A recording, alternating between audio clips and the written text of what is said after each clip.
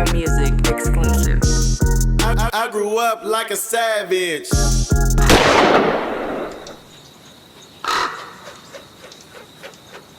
For Thanksgiving, so it's like, if I was getting out on the 24th, they said, yeah, your court date's on the 25th. Come on. So either you get out early or you wait. What the fuck? So I'm hot, nigga. I ended up doing this 4 months. This at the peak of Fab shit. I ended up doing this 4 months. You know what I'm saying? Stressed out. You keep getting pipe dream. Bruh. So I pipe dreaming him that you on your way back. Bruh, and keep in mind, this is like, at this point, he already did that. We done did the shit with Snoop. Like, all kind of shit. Who's helping him in replace while you in jail? It's Fab and Gary. But shout out to Fab. GA, man. Yeah. Shout out to GA, man. So when I get out, I go see my probation officer, and I'm like, I'm mad at Colin and them now. Okay. He like, look, I'm gonna keep it real. I don't know what the fuck you got going on, but your attorneys did a great job. They called every single day, multiple times a day, and they just wasn't fucking with you. He's like, I don't know what you did. I don't know what's going on. I don't want to know, but I tell you this.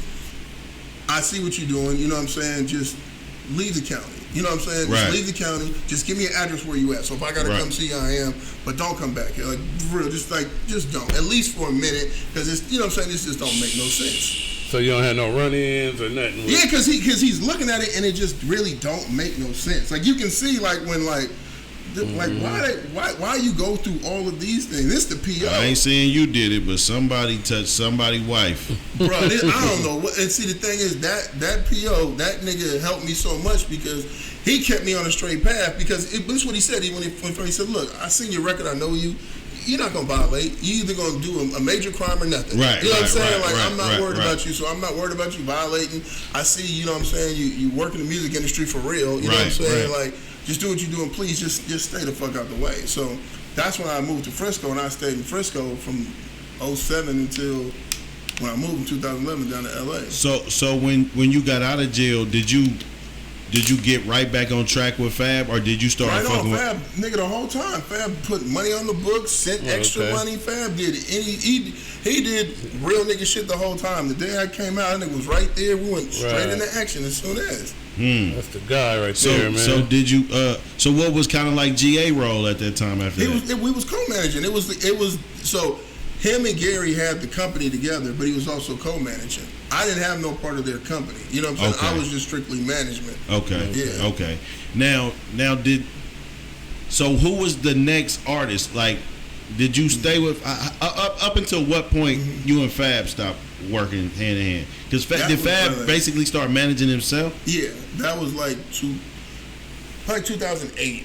Yeah. So around that time, I was also working with. I think back. It was like this is what happened. So that's when I started, because when I was in jail, that's when I heard about this kid D-Lo. Like, there's a song, No Ho, but nobody over 20, nobody over 22 had heard the song, had seen it. It was like an urban myth. Right. You know what I'm saying? You have streaming services there. It wasn't in stores. It was like just this myth of a song. So the day I get out of jail, I'm cleaning out my car, and the whole time I'm hearing about this kid D-Lo while I'm in jail. So I'm like, man, I gotta find him. So when I'm cleaning out my car, the first day I get out is a CD, D-Lo, you already know, with his number on it. He had gave it to me, and I didn't realize this at Hyro. So he had gave it to me, you know what I'm saying? Like, man, I'm trying to fuck with. So I get out, I call him, and I'm like, yeah, man. He's like, yeah, I remember I gave you my CD. I'm like, man, I'm hearing about you. So I go meet him. He's staying in Hayward. Okay. So I go meet him, and what ended up happening is, because like it was literally like an urban myth, because at that point that's when I seen there was a generation gap. You know what I'm saying? So you had like the young niggas like him and Sleepy, and you know what I'm saying? And back then it was like Four Factors, all of that shit was like, it was like a whole different world. And it was a whole different world within Oakland. It was completely separate from what we were doing. Right. Like there was a whole real subculture that was going on, and it kind of put me in a place like, damn, like we really, you know what I'm saying, we really missing. Yeah. Because we had just finished doing My Block, the DVD. So that's how even the Town Business thing came about, because as we're shooting My Block, I'm seeing like, okay, like we have artists, you know what I'm saying, in all of these places, you know what I'm saying, artists that, you know what I'm saying, that fuck with everybody, but I can see it's not really,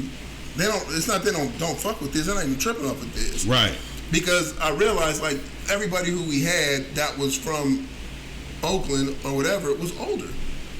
You know what I'm saying? Like they was reputable, they was cool, but they was just older. They was from a generation before. They already had some sort of success. You know what I'm saying, on another level, and then it was like their independence route or whatever. So, in shooting that shit, that's how I met Beeda and Stalin. So that's where the idea of the town business came about. Like, look, we have to find a way to cultivate what's going on in Oakland, give these people a chance while also letting them use our distribution arm, because just by it saying Biz or whatever, but at that point I wasn't into the Mac Dre Presents or the you know what I'm saying, you know what I'm saying, the logo and all of that. So it was like, okay, what can we do to make it, you know what I'm saying, still where I can explain to Rat Bay, I can explain to, you know what I'm saying, to Rasputins, like, hey, this is something we're behind. So that's where Town Business came about. Okay. And it was start off with Beeda was the first, and then it was Stalin, and then all that. So while all that is going on, you know what I'm saying, I had already met D-Lo and them, but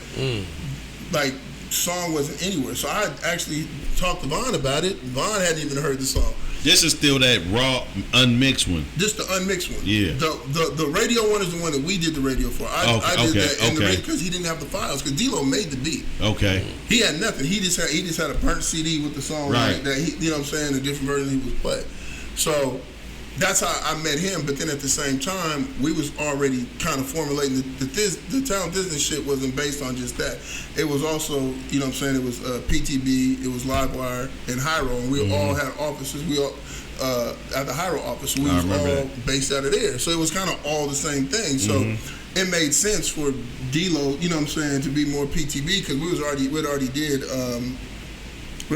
Beeda Weeda on Thiz Nation. So we wanted, you know what I'm saying, it to be like that. So when his project was worked on, it was actually Clear Label and PTB. Clear Label? Yeah, that's Tajay shit. Oh, okay, yeah.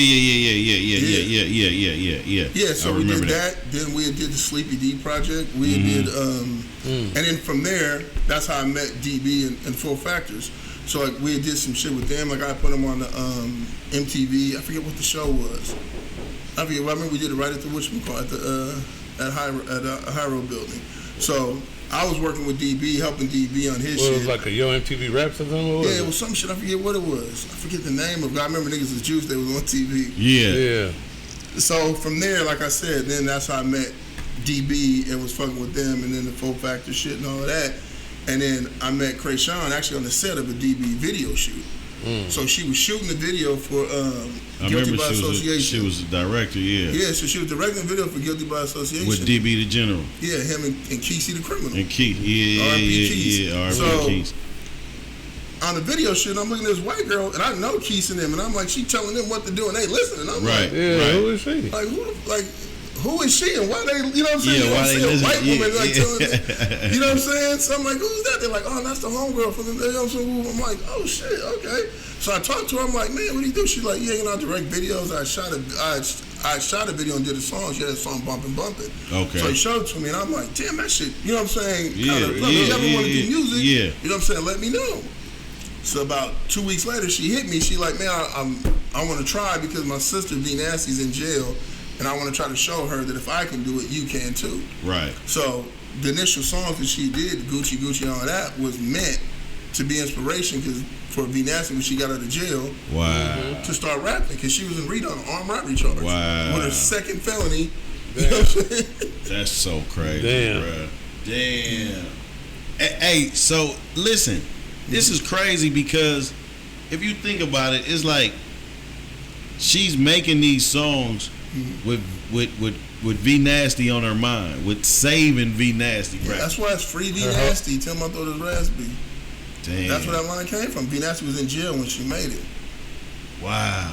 So that's her older sister, you said? So not her real sister, but that, you know what I'm saying. Oh, that's sis. So up until this point, where you start fucking with Kreayshawn, those other guys you didn't particularly all the way manage. You didn't manage. So you didn't manage D-Lo.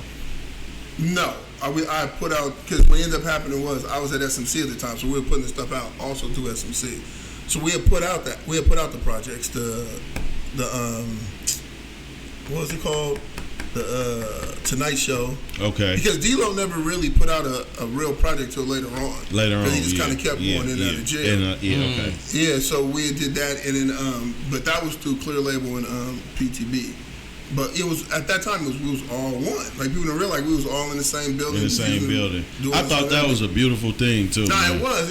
It was great. I thought that was a beautiful thing because you had like that's how I learned a lot of the merchandise side and the touring side. Also was because that time spent over there with Hyro and Tajay and all them, and they were the experts at. Masters they have literally the most recognizable logo in hip hop besides Wu-Tang. Like, They do. So easy.